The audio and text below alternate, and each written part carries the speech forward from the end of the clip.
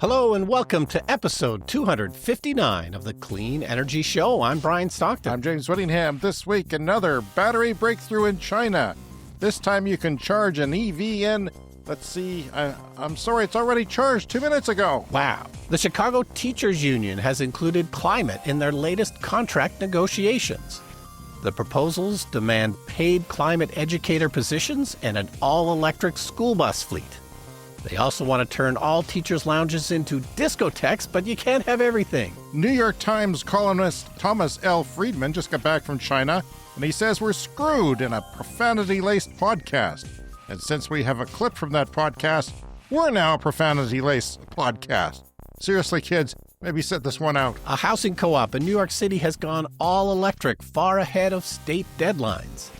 Too bad it's the building from Only Murders in the Building and multiple murders are pending. All that and more in this edition of the Clean Energy Show. The Pope's outspoken views on protecting the environment are being remembered tonight as the world marks Earth Day. So the Pope passed away this week, Pope Francis. I mean, it's really surprising how often we talked about the Pope on this show. We'll talk about this at the end of the show, but he did actually make some efforts in climate.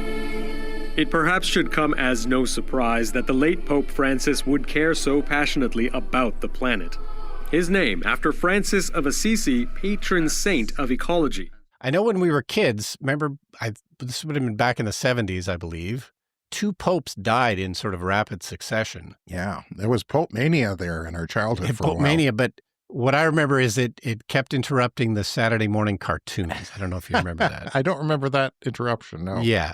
You know, you'd get up on a Saturday morning all ready to watch cartoons, and they were having live coverage of, the conclave. And there was 2 in rapid succession, so yeah. it was this period of... By the second time, I was an expert. I knew the colors of the smoke to look for and where the chimney was and everything like that. So anyway, I'm off to L.A. tomorrow, but I will be back before the next podcast, so we're not missing anything, but off on my little vacation to LA. Are you going to bring a microphone just in case you're sent to El Salvador and imprisoned? Because I would like to continue the podcast that way. I would like to podcast from, wherever they send me. So we'll see. Don't say that you're a professor. Did you know that there's an advisory for Canadian professors? Don't say you're a retired professor. Wow. I sent you a message this morning. Julia Louis-Dreyfus, I follow her on Instagram. We mentioned her because was her? That was her. I saw her at a screening in Telluride, and I'm just a huge fan. But so I follow her on Instagram, and apparently her house burned down in I didn't know it was fires. Her house. Wow. Yeah. She said her house of 31 years. And then the picture on Instagram is her podcast microphone because she's a podcaster. She does it, I guess, from her house. And that was kind of like the one piece of debris, this burnt up podcast microphone that she found in the rubble of her house. You know what? Good. We have too much competition. Yeah, that's right. Everybody's got a podcast. Well, somehow I don't think this delayed her schedule at all. I probably didn't delay it. No, she's wealthy and she can come back. Okay. First story here from Canary Media. The Chicago teachers have approved 97% of the members this month. They have this agreement that they've bargained for, and they've added all these climate change provisions in this teacher's contract in Chicago. So they added climate change provisions to their labor contract? Yes, this is part of their negotiations, and it has not actually been approved yet. It still needs to be approved by the Chicago Board of Education. But there's a precedent for this. They're called common good demands, meant to benefit not only the members in the workplace, but the entire community. They had a 2019 contract in which they won several common good items like protections for immigrant students and teachers and affordable housing-related measures. The new contract also guarantees academic freedom. So again, that's sort of considered a common good. And of course, academic freedom's becoming an issue lately in the U.S. and other places. So yeah, like we like to talk about things like, using the courts to progress climate change. You can sue your utility. You can sue your local government for not doing enough on climate. Well, it turns out you can make that part of your labor negotiations as well.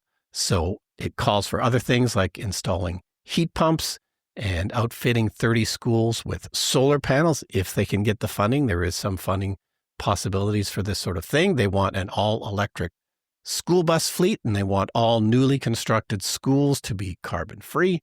And those last couple, the buses and the buildings, didn't end up in the final contract, but, they're setting the stage for another contract 4 years from now when hopefully those kinds of things will be on the table. So, yeah, it hasn't been approved yet. Yeah, it absolutely makes sense if you want to do a good job. It must be a powerful union, though. I'm thinking, Yeah, I couldn't imagine any union that I know of putting those provisions in. Like you must have some bargaining power there. exactly. Yeah.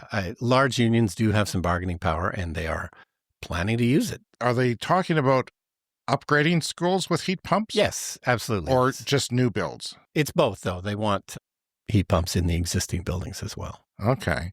So I think most buildings that I think of have boilers. What that is, I can't imagine a teacher's union having that much clout.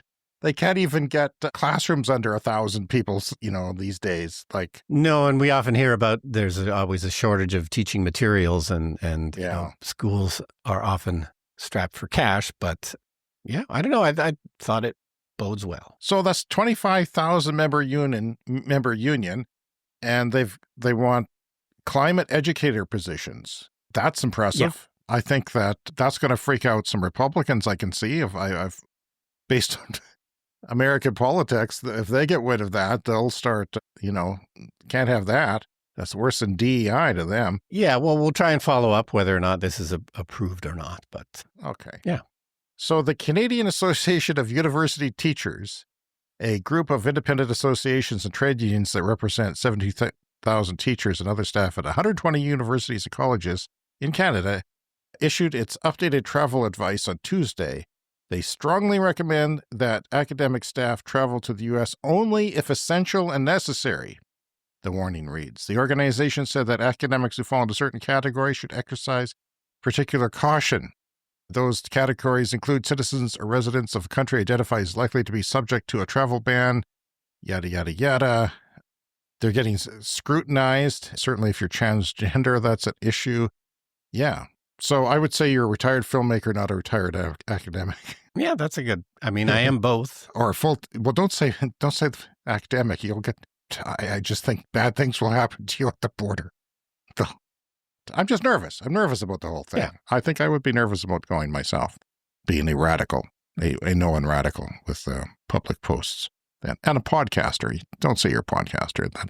Well, I better not pack the microphone then. Well, there was somebody traveling to Hawaii who said, yeah, I might do some work on my online thing back in Germany, and they deported them to Japan. All right, I have some further understanding of China's dominance here of the clean energy world, and it comes from Thomas L. Friedman. He's one of the main New York Times opinion writers. Now, I followed him probably for 25 years on and off, especially, many years ago, he was the person saying, Germany's going solar and then China's following with. He was kind of one of the few voices around that would give, insight into what's actually going on in the world. And now, of course, we talk about this every week from many sources, but he has been making regular trips to China, and he's come back recently, and I think has a better understanding of what's going on. He wrote a column called "I Have Never Been More Afraid for My Country's Future." He wrote this back in April 15th of this year, 2025, so that link is there. You can find it on the New York Times as well. He's the New York Times Foreign Affairs, Globalization, and Technology columnist, and he was on the Ezra Klein show. Ever gotten into Ezra Klein at all? Listened to his podcasts or read his writing at all? But he's a popular guy, too. He was talking about his recent trip to China. I'm going to play a couple clips here. I asked you how your China trip was, and what you said to me basically was, Ezra, you have no idea how screwed we are. What you see, Ezra, when you're there is the product of 30 years of being in the fitness gym. And it kind of works like this. New industry comes along, let's call it solar panels. Every major city in China decides they need a solar panel factory. And the local government subsidizes it, maybe domestically born, maybe partnership with a foreign one, maybe a foreign one. And you end up in a very short period of time, I'm making the number up, but with 75 solar panel companies. They then compete like crazy against each other in the fitness gym, and 5 of them survive. Those 5 are so fit that they can then go global at a price and level of innovation that is very hard for a foreign competitor to deal with, which is why China today basically controls the global solar panel market. But what you also don't see is that process of winnowing down from 100 of those solar panel companies to 5 produced a massive explosion of supply chains domestically to feed that industry. Same thing went on with cars. The same thing goes on with robots. And so where you end up 5 years later is with interlocking set of supply chains that now if you're young Chinese and say, I've just got this idea. I want to produce a shirt that has a pink polka dot button that can sing the Chinese national anthem backward. Someone will have it for you tomorrow. Yeah, I thought this gives really good explanation because in a way, China is like the ultimate free market. It's a fight, cage match, basically, of companies, because there's so many of them, because it has such a large population base and lots of innovation and universities and STEM grads that they just go at it until they're so good. But the government does sort of subsidize you at the beginning when you're not ready to get up and running. Whereas in the United States, you sort of have to have your crap together and, be all ready to go. And then you'll get funding or venture capital or government assistance and things like that sometimes. But in China, it's different. My problem is I don't see a system like that or anything like that or able to compete with that evolving here. So I think China is really going to dominate us in a lot of ways, if not always, eventually, because they're progressing. They're not, just catching up and staying there. They're keeping going. He said that only one congressional delegation from the United States went to China in the last 6 years. So they have no idea. I mean, we're just catching on ourselves on the show. You can hear it in real time as we're catching up. But the United States in general probably has no idea. And the government probably doesn't have, the people in government probably don't have any idea of what's going on. If they don't have any idea what's going on, there's no hope, right? They just assume that they're superior to everyone. Calling them peasants. J.D. Vance called them peasants. He also killed the Pope, by the way, which, I don't appreciate. He was the last person to see the Pope, Brian. It's suspicious. I think he made him angry and he had a heart attack. But since Trump won, there's been an aversion in Washington to say anything good about China. You're either a panda hugger is what they call you, or to go there. So President Xi made himself president for life. And the idea that openness would lead to a more open society is sort of faded now. So they're not really, thinking positive things about reaching out to China because they don't think it's going to do anything for a more open society there. China realized it could not compete with America with combustion vehicles.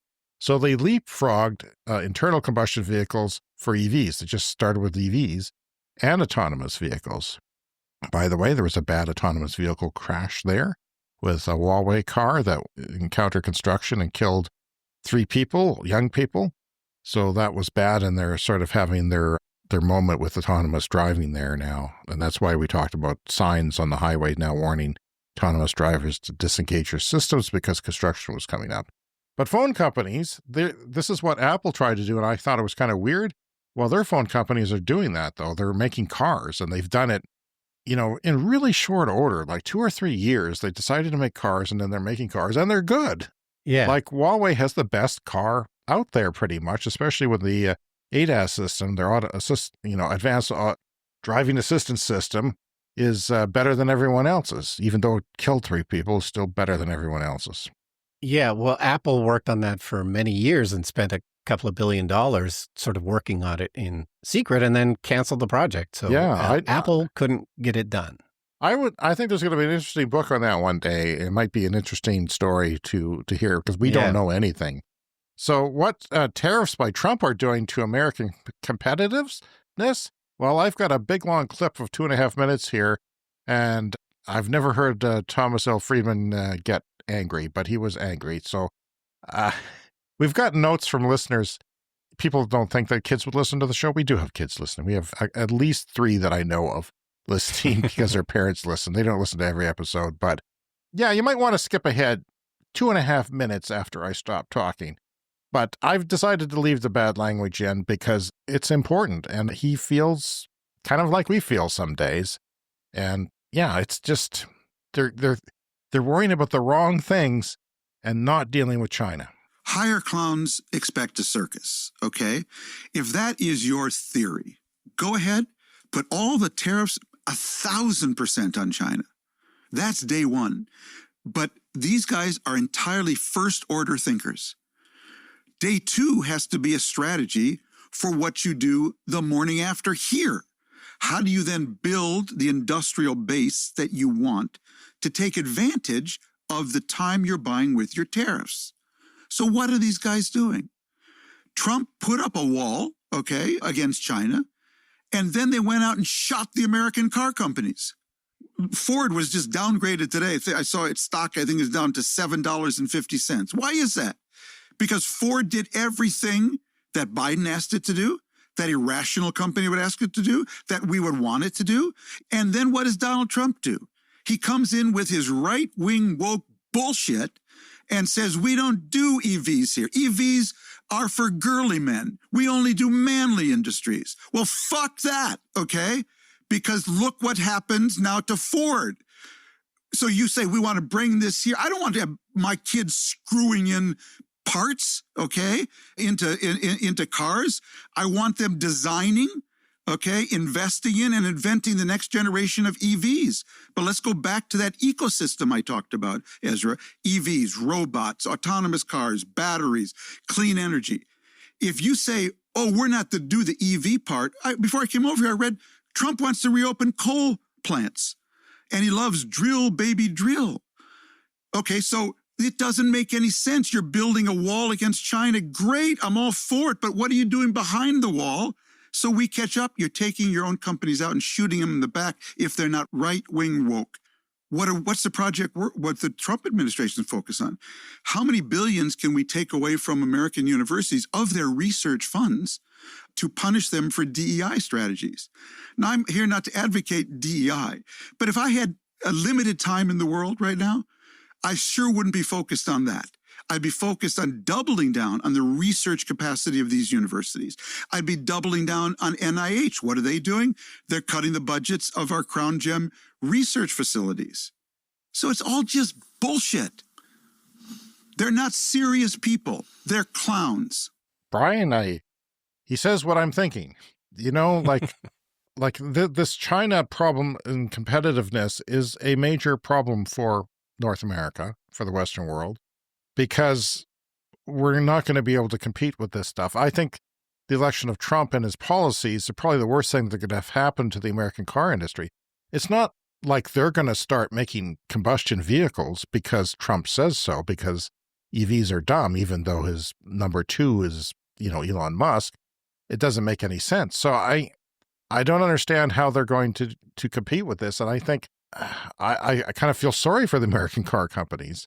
The couple of them at least are trying to make an EV push, and sometimes we question that here on the show, their genuineness, but they know what's going on.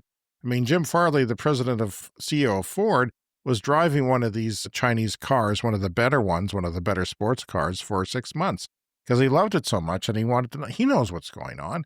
So Friedman says basically it's a fitness gym, that China is a fitness gym, that you get in there and you get really fit, and only the strong survive, and then those ones have a supply chain already built up and down, and they go into the world and demolish you on price. And it's not just, people have this archaic notion of Chinese labor being cheap. Well, it's not. The cost of living there is cheap.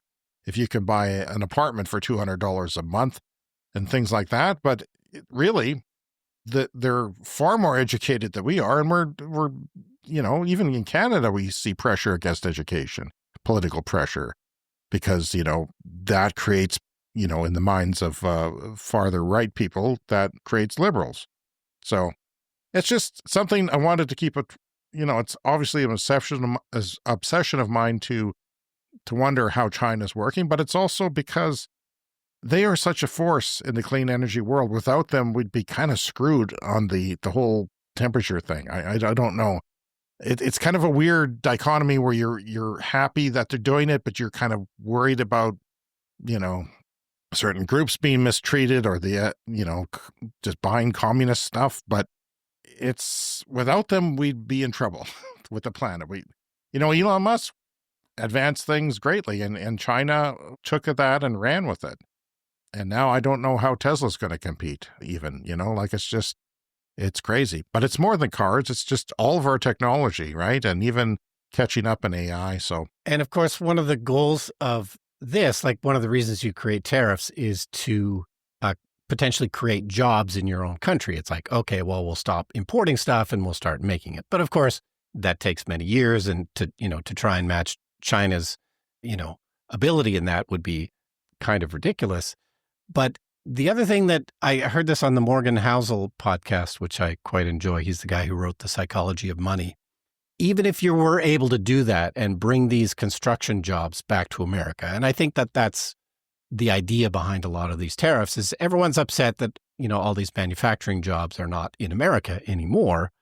But the way automation has gone, even if you did bring them all back, a lot of the work would be done by robots anyway. Yeah, by the time you built the factory, robots are going to be doing it. Friedman talked about dark factories. Do you know what that is? No. That's a factory that has no lights because there's no people, that there's just robots. They turn the lights on at 3 a.m. to check the maintenance, but they're all robots and that of course is very quickly, speeding up. I've got a story in the lightning round about robots doing utility work, like humanoid robots in China. We have no idea what's going on over there. They turn the lights on once a day just to check for signs of a robot uprising, and then they turn the lights back off again.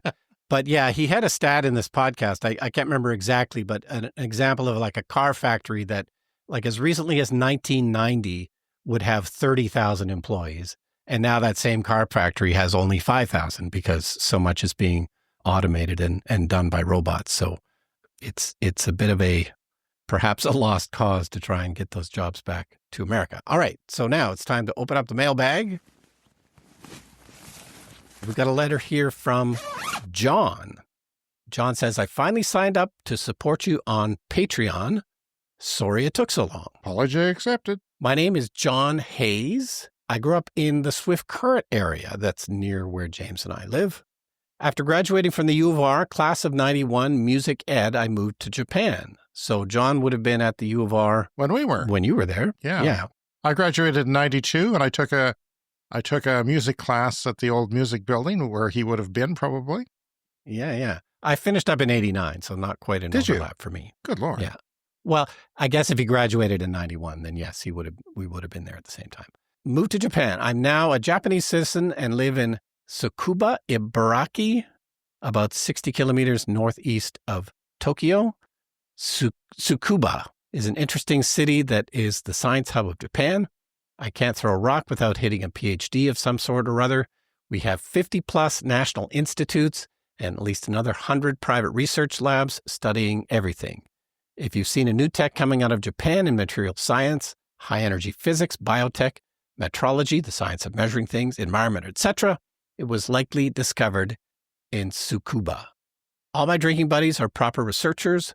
One of them held the record for most efficient solar panel for a few months. You'll be happy to hear he's now working in Toronto, helping to improve Canadian tech. Around 16 years ago, I got into local politics, serving 12 years on the Tsukuba City Council. 2 years ago, I leveled up and was elected to the Prefecture Council, similar to an MLA. And during my political career, I spent plenty of political capital pushing for increased solar energy and EVs. I think I've managed to get the city to put panels above their visitors' parking lot. It's a no-brainer. During the summer months, solar panel roofs not only keep the cars below cooler, they produce electricity. Why isn't everyone doing it? I'm hoping the installation will happen next year.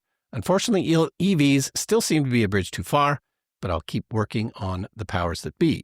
I'll continue reading. Personally, I've been driving a Nissan Leaf since 2014. I replaced my old one last year with a 60 kilowatt-hour Leaf E Plus model, getting a max of 400 kilometers on a full battery. What a difference. I also bought an electric power assistant bicycle a few years back. What a joy to ride.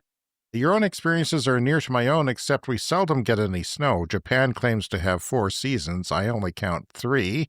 Well, lucky you. I wanted to let you both know how much I appreciate your podcasts. In this era of doom and gloom, you both are bringing me uplifting information that no one else in my circle seemed to be covering. As a supposed elder of the community, I am tasked with looking into the future and predicting what's to come. For years, I was so overwhelmed with all the darkness that climate change will bring. How does one plan for the apocalypse? A few years ago, someone introduced me to your show. Things have not become rosy, but at least I can see some hope. I also appreciate knowing what's coming down the pipe so I can let my colleagues know. As an aside, I was listening to your April 1st show and heard your report from one of the 2 Michaels. Interestingly, last year at a Canadian embassy event, I was introduced to the diplomat who helped the 2 Michaels get free from China imprisonment. They were 2 Canadians, business people that were detained by China because we detained the CEO of Huawei on behalf of the United States. He's also a grad of the U of R, where Brian and I went to school here in our own city, the University of Regina. Early 80s, I think. Probably would have crossed paths with him. Keep up the good work.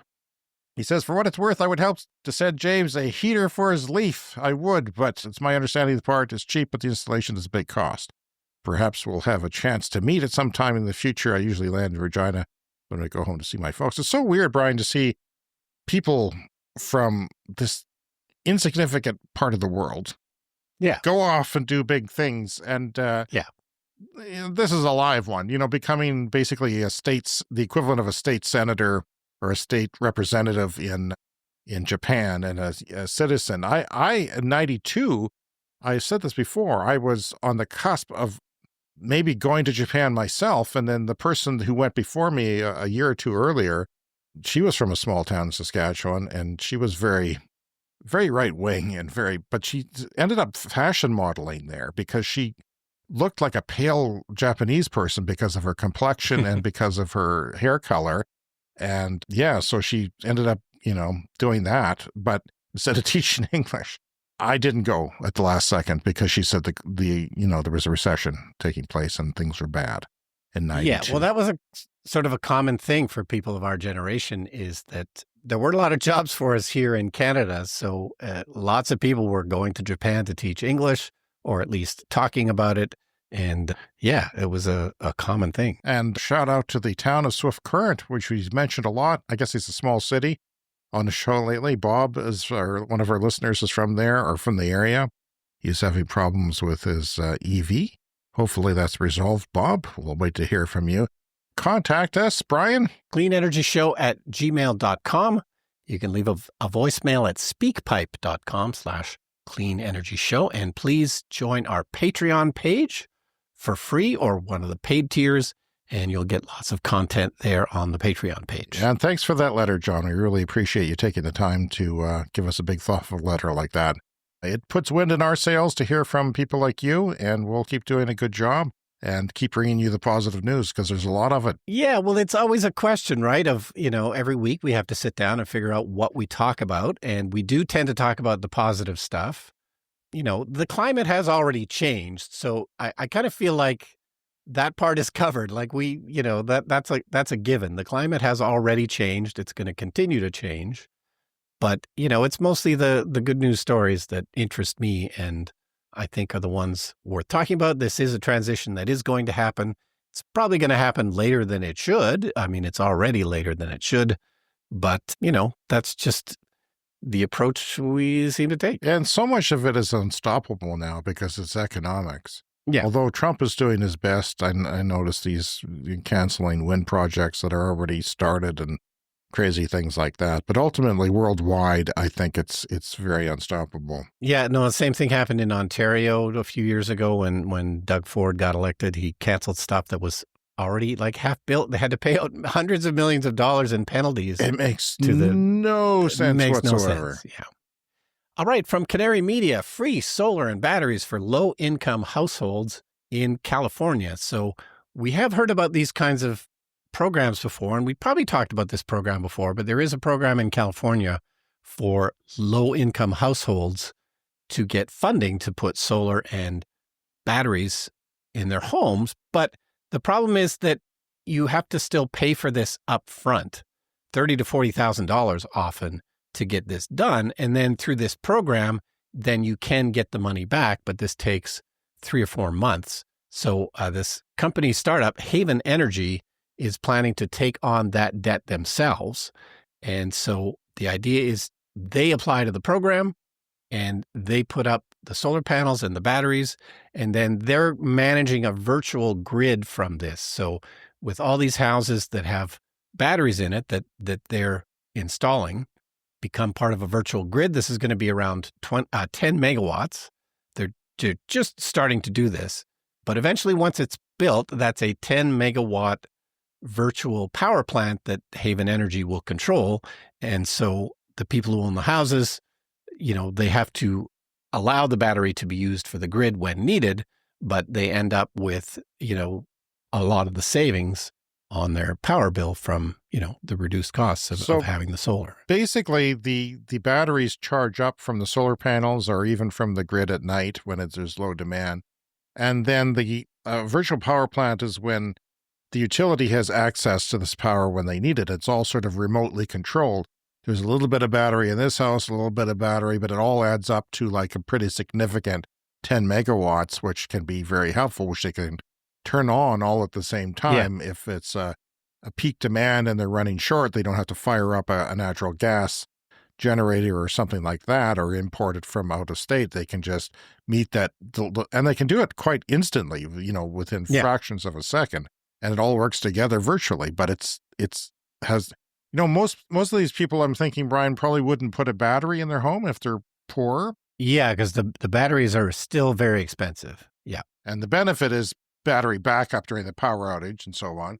They might be able to swing the solar panels if they're low income, or at least front the money for a few months. But to also do the battery, that's where you get to this maybe $30,000 or $40,000 cost, which, that's just going to be too much to float for a few months. But I've always we've heard of other solar companies doing similar things where they pay for the solar panels on your roof. And I think there's been some success with those because, just the simplicity of that, even if you don't make as much money from the solar, the fact that, someone else is handling the installation and everything, it always seemed like a good idea to me. I think there was even an example in California one time where you could lease the solar panels and they would actually take it off your house if you didn't want them. But immediately, basically, all you got from it is a lower power bill.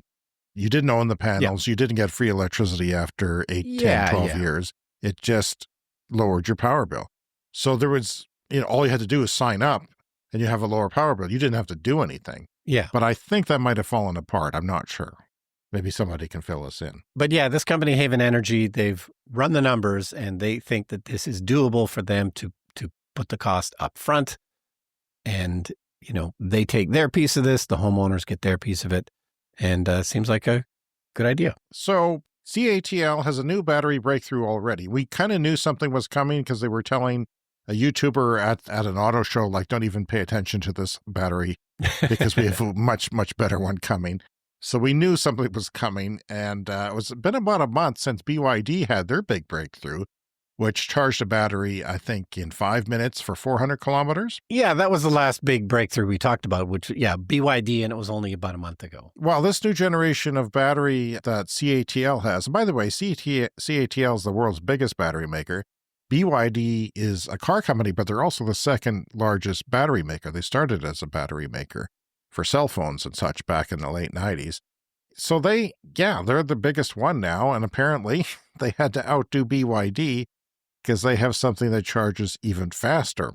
Yes, the world's leading supplier of electric vehicle batteries announced on Monday it has developed new technology to produce batteries that are cheaper, lighter, charge faster, perform better in cold conditions, yay for that, Canadian speaking here, and offer longer driving range.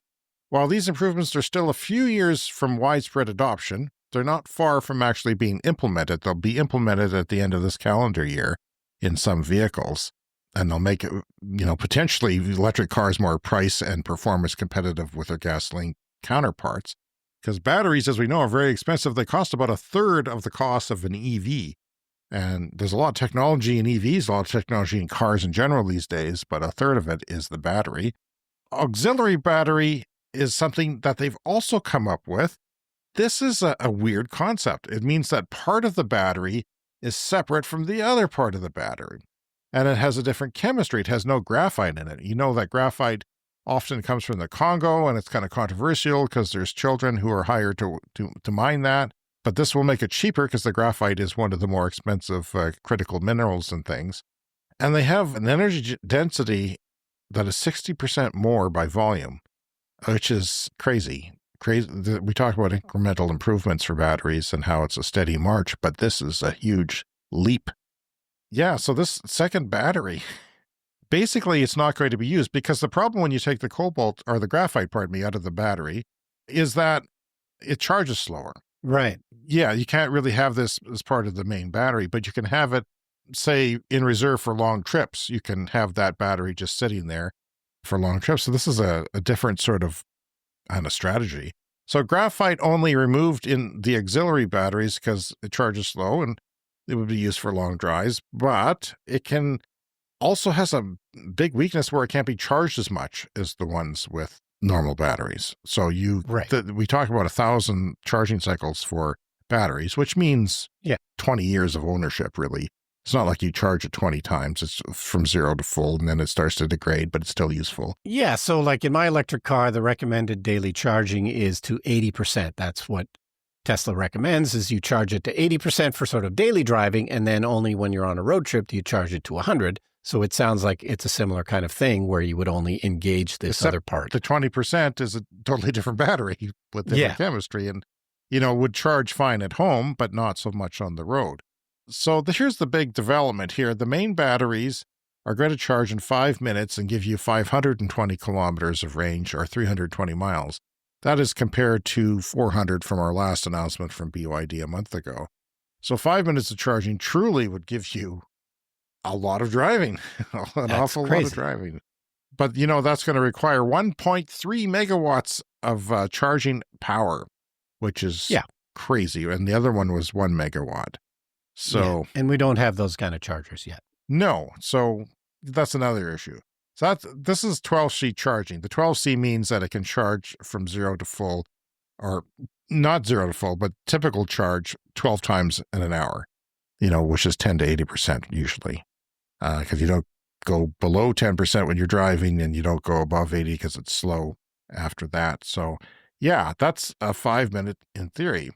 And the range of these batteries is over 800 kilometers, which I argue is excessive for most applications. Yeah. Because you have a bladder, you have to stop and get a snack and go to the washroom, and it's pretty easy to do in an electric car. You just plug in and walk away, and it charges you. It bills your account based on your car. So CATL also said it would sell sodium-ion batteries to replace the small lead-acid batteries in ICE vehicles, the ones that start and turn the crank of the car and then also run your radio and everything. They think that sodium-ion batteries, which they brought to commercialization, I think in 21, would be a good application for these kinds of batteries too, because they basically work in minus 40 without losing energy. So unlike a lead acid battery, which kind of gets when you're trying to start your car, these would have really good properties. And I'm assuming they'll be expensive at first, but they'll probably make their way. It's called the Naxtra, and it's ready for commercialization now. Almost all of the world's naturally occurring geological deposits of soda ash, the raw material for sodium-ion batteries, are in, get this, southwestern Wyoming. Wow. It's not just any sodium, it's sodium ash or soda. Yeah, it's a weird kind of sodium, and it's all in Wyoming. So, hey, Wyoming. I know you don't like clean energy that much, but that's very interesting. You might be sitting on a gold mine there, so to speak. The next generation sodium-ion batteries will be sold starting this year, and CATL was the first to bring them in 2021. They're saying 90% of energy in minus 40. If you let your car battery sit to minus 40, it won't work. It won't work below minus 20 Celsius. So the heaters in the car will heat the batteries to keep them up to at least minus 20 so they're operational. Well, in theory, if you had no heater, and this adds to your electricity costs if you live in a very cold climate. Of course, most people don't, but we do. You could just let it sit there, minus 40, it'll still be 90%. This is insane. It's crazy. And I don't know how long, it's going to be a long time before that trickles here, because most people don't live in such a horrible place that we do.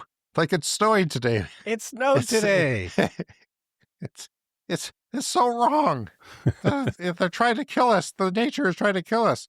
So CATL founder Robin Zeng took to the stage at the end of the event to remind people that CATL has never defined itself as a battery manufacturer, but a pioneer of clean energy systems. And Clean Technica, the, clean tech blog, offered this analysis. What matters is the constant bleating of anti-EV folks about how they won't buy an electric car unless they can charge it in the same time it takes to fill a gas tank in a combustion vehicle is now so much hot air. A while ago, they said they wouldn't buy an EV if it didn't offer at least 300 miles of range, and that barrier has been broken, shattered, so now the Chicken Littles will need to invent a new reason to disdain electric cars. And I agree, Brian. I think that we don't need to charge a car in 5 minutes. My use scenario, my real world scenario says that 12 would be fine. Yep. And it's cheaper, and you don't have to have such heavy infrastructure. But as long as people out there know that you can charge it in 5 minutes, it shuts them up. Yeah. It shuts them up immediately. Yeah. And of course, my recent road trips have been super short charging times. And I also don't want to drive 10 hours in a day anymore. So that tends to make things simpler as well. So yeah, no reason not to buy an EV if you can charge it in 5 minutes. Now, hopefully people won't wait until these are on the market to buy an EV, because it's still very good now with the charging that you can get now. All right, another one from Canary Media, Manhattan's first housing co-op to electrify heating and cooling. So co-op apartment buildings are quite common in New York City. The board decided in 2023 to swap out the structure's original fossil fuel steam system for large-scale electric heat pumps that provide space heating, cooling, and water heating. The utility and state incentives covered a third of the $2.9 million cost, which doesn't seem so bad for a large apartment building. So this puts the co-op well ahead of the curve in complying with the local Law 97, the city's landmark legislation limiting CO2 emissions from buildings larger than 25,000 square feet. Owners of buildings that overshoot these carbon thresholds face financial penalties. And we've talked about that law before. It's a really innovative law that New York is doing. They know that a lot of the emissions in New York come from buildings, less so because of the density of the population in New York. They don't get as many of their emissions from things like car travel. So if you're going to tackle it, you got to start with buildings. So the law's first reporting deadline is this May 1st, and the 110-unit co-op has hit its emissions reduction targets far ahead of schedule. With the upgrades completed last September, it'll avoid triggering penalties through 2049. So these are yearly penalties that people are going to have to contend with if they don't switch. And, so they've taken matters into their own hands and gotten to it. And we've talked about other such building projects in New York. So I thought this one was interesting. So this is 420 Beekman Hill, and it's switching to all electric for heating, cooling, and water heating. The co-op had originally relied on the local utility Con Edison's direct steam system, which is primarily fed by fossil gas and some fuel oil. And we've talked about this before. Some parts of New York have what's essentially a district heating system where the utility supplies not just electrical and gas, but steam through several sort of interconnected buildings and interconnected pipes. And in the summer, these heat pumps are going to work in reverse, drawing heat from inside the apartments and dumping it outside. And this also allowed them to ditch their absorption chillers, which ran on the same steam system. And this was news to me. I didn't realize that this was a possibility, but you can essentially use the same steam system in the summer for cooling. It's just instead of using electricity you're using heat to create the cooling, if that makes any sense.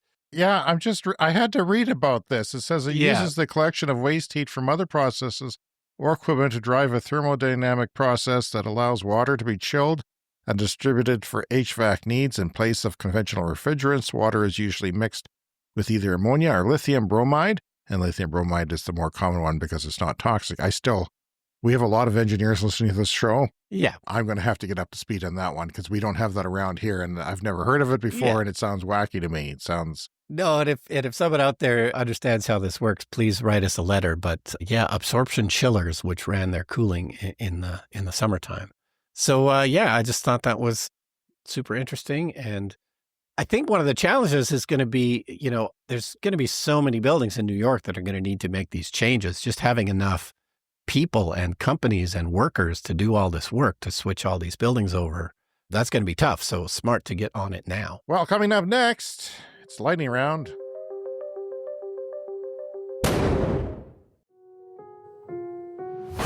It's time for the Lightning Round. The Lightning Round is a fast-paced look at the latest headlines in climate, clean energy, and transportation. Oh, look, EVs are holding up better than combustion cars, says ADAC. In 2024, ICE cars aged 2 to 4 years were 2.5 times more likely to break down than EVs.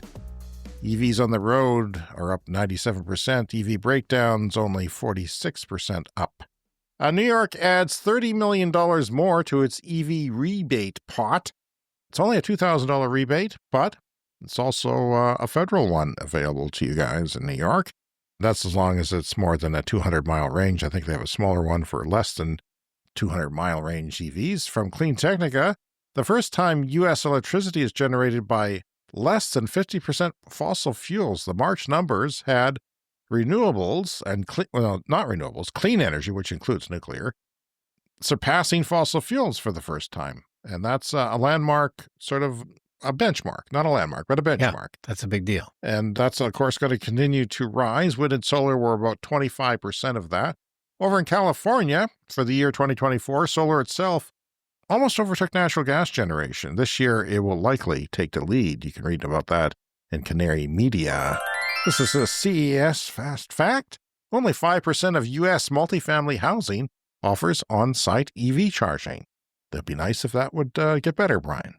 Yeah, it's still a challenge if you live in an apartment to charge an EV. And another CES Fast Fact. A single year of greenhouse gas emissions from tankers carrying LNG from the United States, just tankers that carry LNG, and just for the United States, more than cancels out the annual reductions achieved through driving all electric vehicles on U.S. roads. That's going to change, though. China's coal generation dropped 5% year on year in Q1, the first quarter of this year. That's good because they still build coal plants there, though they're stopping in 27, like basically all the ones that are in construction, and that's it. And also, they're not using them as much. They're paying the companies to just sit around and have it as backup. So even as the overall electricity demand in China is increased in this communist nation, that has gone down. The IEA, the International Energy Agency, says emerging economies are set to make up 85% of the additional growth in power demand up to 2027 due to economic growth in those regions, which is good, and higher air conditioning use. That is something we've been talking about a lot.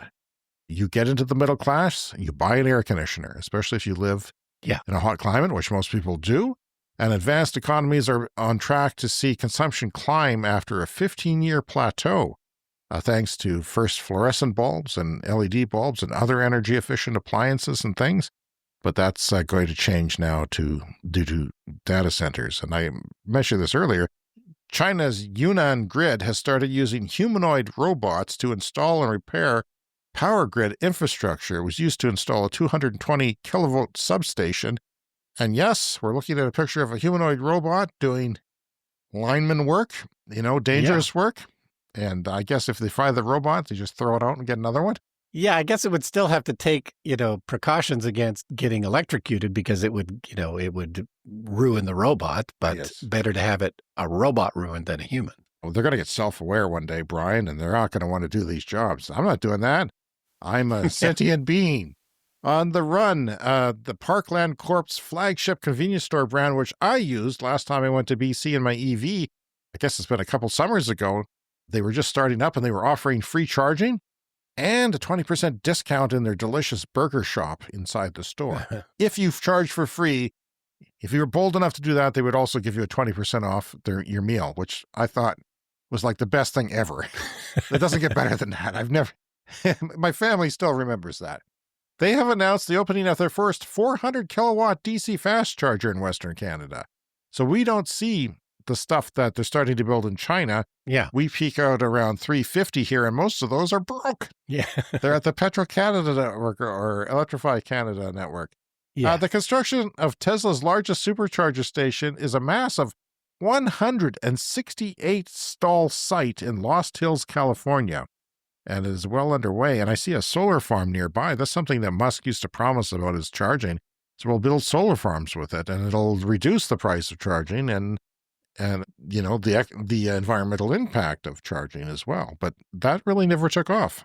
Parking lot solar canopies on this in the picture as well. So what John was talking about from Japan, it's a no-brainer. You should always be putting solar panels up as canopies in charging stations. Always a good idea. Yeah, it protects you from the rain, just like you have to get out and plug it in. There was only 1 or 2 instances where I had to do that, but it's like a gas station. You want to be able to get out and do something without getting hailed on or something. And yeah, it doesn't cover all the power of the station, but at least it does some, and you might as well use the rooftop space you have.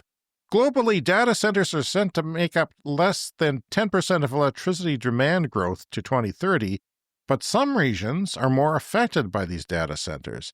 So that could mean 50% of demand growth. The demand that grows the United States up to 2030, half of that could be because of data centers. Same for Japan. See, we got Japan news this week. Mm-hmm. You don't always have Japan news. There's some Japan news for you. And then also 20% in Malaysia. So zero emissions electricity is now at 41% of world electricity. So there's a good news story for you. Yeah. That's last year, 2024, came in at 41%. Not bad, not where it quite needs to be, but we're getting there. Japan, another Japan story, remained the world's 4th largest solar generating country in 2024. Does that surprise you? Because it surprised me. Yeah, because it's not a huge country. You don't think of them as having a lot of extra space for things like solar panels. So high density populations and not places, you don't have suburbs where you're putting rooftop solar on places. But yeah, it's the 4th largest generating country in last year.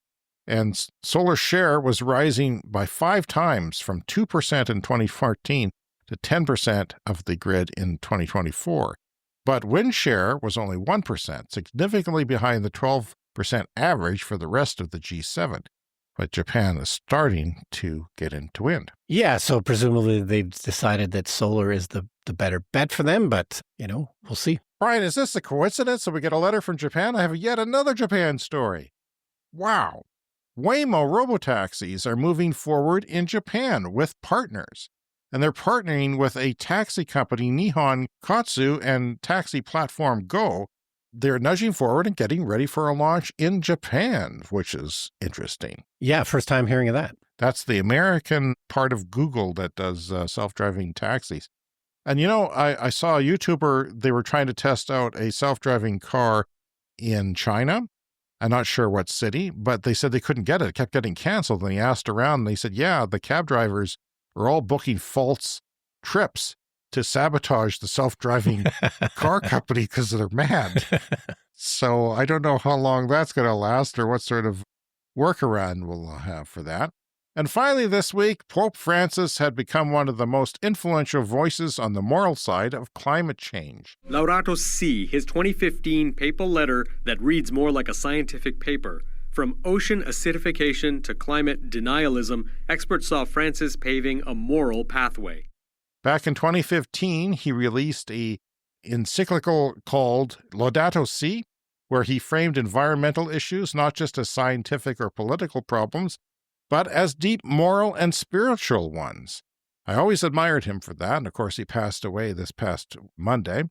He emphasized that climate change affects everyone, but especially the poor and vulnerable who contribute the least to the problem, yet suffer the most from its effects. Francis argued that caring for the earth is a responsibility we all share, tied to justice, human dignity, and the common good. He's been openly critical of systems that prioritize profit over people and the planet, and he's urged world leaders to take bold action, especially at the International Climate Summits.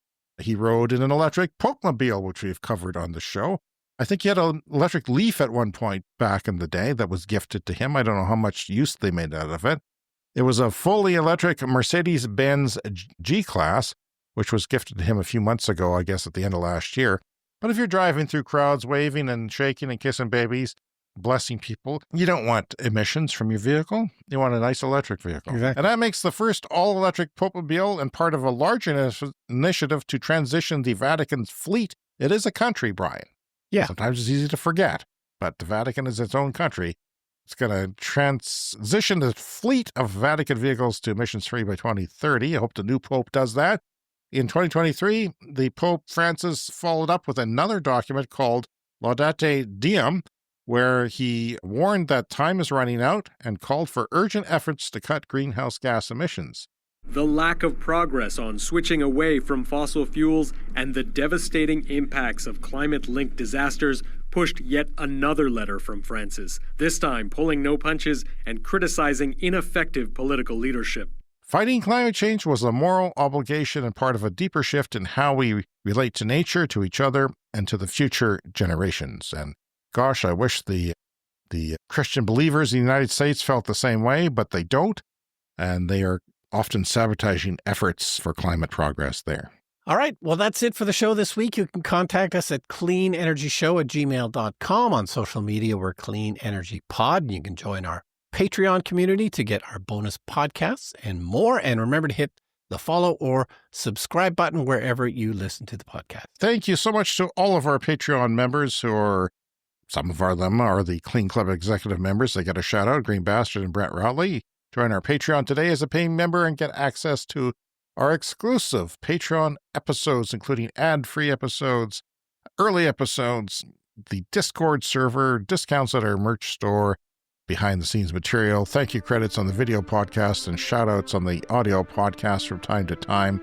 And Brian, we'll see you again in 7 days. We'll leave you this week, I think, with a national anthem from Japan. All right. See you next week.